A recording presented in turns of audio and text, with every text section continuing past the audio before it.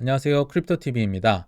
작년에도 올해에도 그리고 앞으로도 코인 투자자 최다 보유국은 아마도 인도일 텐데요. 최근 갑자기 좋아진 인도의 분위기와 함께 성장할 저평가 코인들을 한 세 가지 정도 소개해 드리도록 하겠습니다. 코인 과세 뒤에 인도 거래소들 생존의 갈림길 올해 5월 달에 있었던 기사였는데요. 코인데스크에서 인도의 거래소 대표님들 한 6명 정도를 모시고 인터뷰를 했던 것 같아요. 와지르엑스나 코인 DCX나 여러 거래소 대표님들이 공통적으로 주장을 하는 건 우리는 짧게는 21개월, 길게는 4년 정도 생존이 가능할 것 같아요. 라고 추정했다. 요 정도밖에 살 수 없다는 겁니다. 너무 힘들어서 그래서 사업 다각화 버티기 별의별 걸 쓰는데요. 왜 이렇게 힘들어졌을까? 그도 그럴게요. 지난해 2월 FTX 사태 터지고 코인 시장 그냥 가만 놔둬도 죽을 똥 살 똥할 그때에 인도에서요. 암호화폐 수익의 30% 세금 부과, 그리고 모든 거래에 1% 원천 징수세 부과. 30%도 사실 말이 안 되는데요. 이 모든 거래에 1% 이것도 정말 말도 안 되는 겁니다. 이 우리가 업비트에서 거래할 때 모든 거래마다 0.05% 수수료 나가거든요. 요것도 지금 아깝다고 거래를 줄여야 된다고 하는 판국에 거래소 수수료는 따로 있고 나라에서 1%를 뜯어가면요. 이거는 정말 정부가 세력이라는 말이 있죠. 이건 사기꾼 필적하는 강도와 같은 행동이었습니다. 노골적으로 이 시장을 죽이기 위한 정책이었고요. 당연히 거래량 급감하고 특정 시점에선 70% 이상 감소했으며 인도의 크립토 기업 95%가 해외로 빠져나갔다고 합니다. 싱가포르나 두바이나 당연히 도망가야겠죠. 그러면 이제 우리가 좀 익숙한 인도 코인 있잖아요. 와지르엑스 어떻게 지냈나 한번 봤더니요. 규제 당국의 부동산 조사에다가 그러니까 부동산 조사 비리 없냐고 정부에서 털었다는 거죠. 그리고 설립자 와지르엑스 설립자와 자오장펑 CEO가 거래소 소유를 둘러싼 다툼으로 골머리를 앓았다. 사실 와지르엑스가 우리에게 알려진 게 바이낸스가 밀어주는 코인이다 해서 유명해졌는데요. 알고 보니까 좌우장평가 치고받고 싸우고 있었다 하더라. 그마저도 바이낸스 멀쩡했을 때 이 정도였으면요. 지금 바이낸스 약간 점유율이 내려가고 있잖아요. 이걸 볼 때요. 제가 와지르엑스는 지금도 많이 힘들긴 하지만 앞으로도 이변이 없는 한 거래소 대표님이 바뀐다든지 그러지 않는 한은 좀 쉽지 않겠다 이런 생각을 개인적으로 해봤습니다. 그러면 인도 거래소만 힘들었을까요? 코인 거래소 그냥 할 수 없는 나라입니다. 학을 뗍니다. 누가 했던 말인지 한번 뒤에서 말씀을 드리고 인도의 중앙은행 총재 역시도 거들었습니다. 이분은 좀 특이한 게요. 비트코인을 달러로 살 수 있는 화폐 이렇게 정의를 하더라고요. 그러니까 달러랑 동일시 했었던 것 같아요. 그래서 우리나라에 달러가 왔다 갔다 하는 걸 참을 수 없다. 통화 공급에 대한 통제력을 잃을 것이다 하면서 이렇게 반코인 정책을 폈겠죠. 그러니까 누가 했던 말인고 봤더니요. 바이낸스 CEO가 인도는 코인 거래소 이거 할 수 없는 나라다. 세계 1위가 할 수 없다고 하면요. 정말 할 수 없는 겁니다. 로비도 해보고 별의별 걸 다 했는데 안 됐다는 거죠.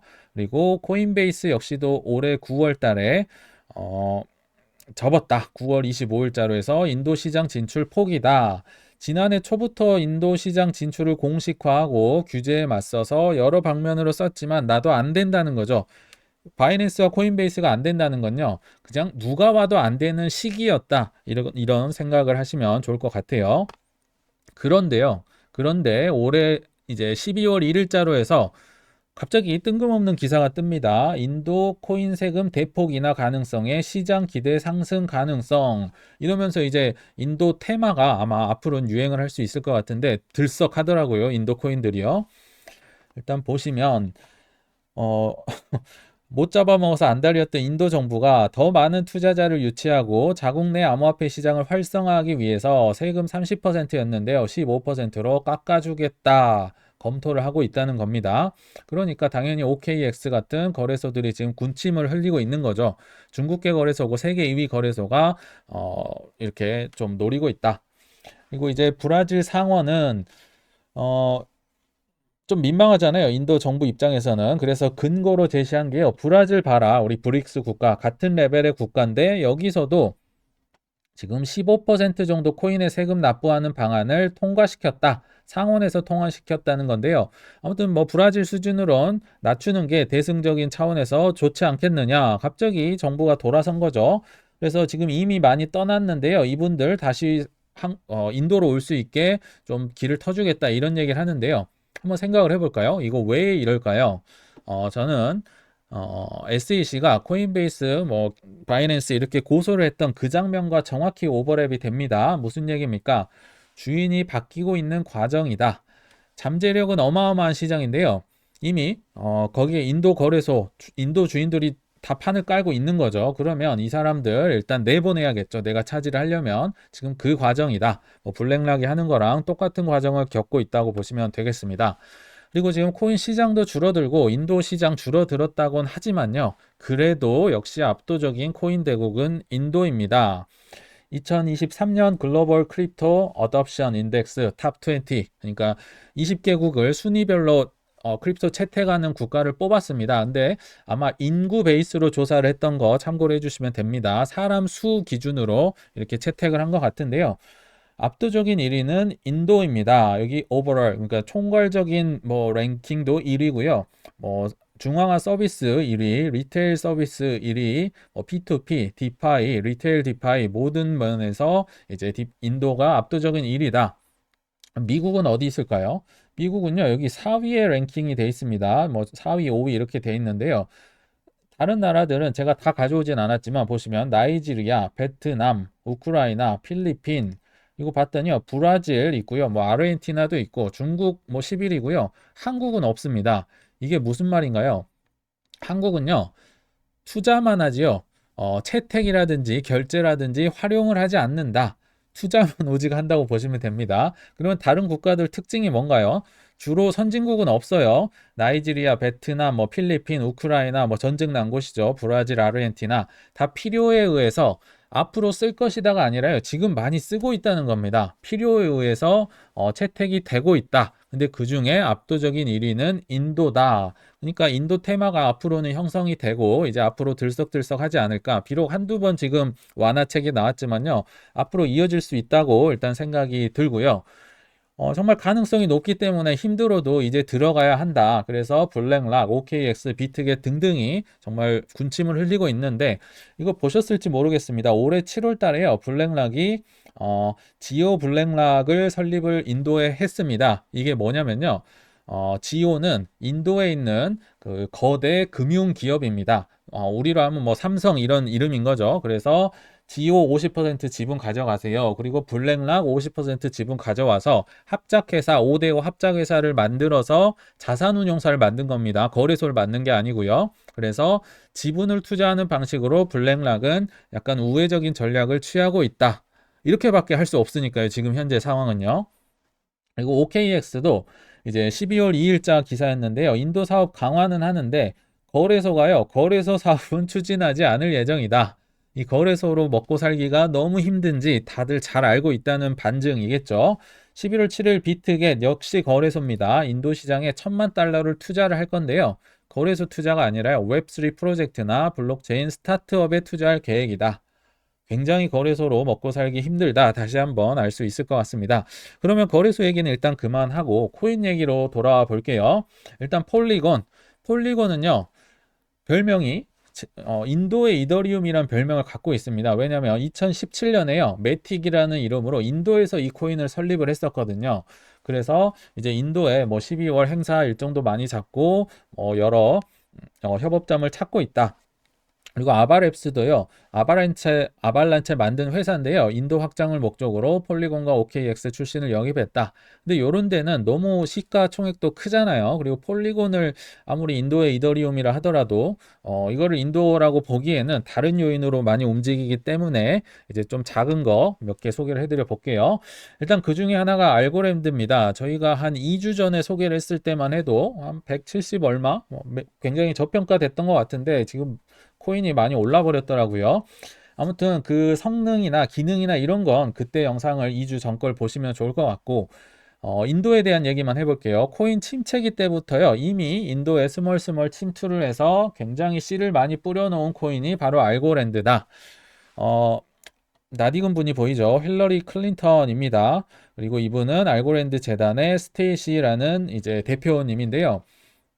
이분 정말 코인을 혹평하기로 유명했던 분입니다. 코인은 사회 악이다. 굉장히 안 좋게 얘기를 하셨던 분이 알고랜드 재단 대표와 지금 클린턴 재단이 함께 협력해서 선을 이루는 모습을 보고 있습니다. 그래서 올해 2월 달 이렇게 활짝 웃으면서 알고랜드와 클린턴 재단이 굉장히 으쌰으쌰 하고 있다.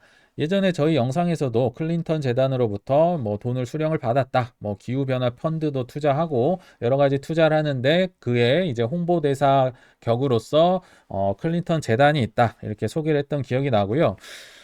참고로 알고랜드는 게리 겐슬러가 대학에 있을 때는 칭찬을 했다가 또 정부 SEC로 오니까 혹평을 했던 참 알고랜드는 정치인을 많이 알고 있는 코인이라고 하는데 정말 맞는 말인 것 같아요. 근데 정부로만 가면 욕을 하고 밖으로만 나오면 칭찬을 하는 굉장히 특이한 코인 같습니다. 근데 최근에도 또 인도에서 입지를 확대한다는 이제 코인데스크의 기사가 있었는데요. 뭐 영어로 번역이 돼서 제가 좀 요약을 해보면요. 이 알고랜드는 인도에 우리로 하면 뭐 상공회의소인 나스콤과 기업가를 지원하는 벤처기업인 타이 방갈로트 그리고 뭐 여성을 지원하는 재단 그리고 제가 이제 좀 자르긴 했지만 여러 대학교를 후원하는 형태로 입지를 넓히고 있다. 쉽게 말하면 산학연을 이제 스몰스몰 공략을 하는 거죠. 특히나 이런 벤처기업이나 스타트업들을 이제 우리 기술 써줘 레이어 1 기술이잖아요. 우리 기술을 써주는 쪽으로 해서 이렇게 점유율을 올라가는 전략을 취하고 있다.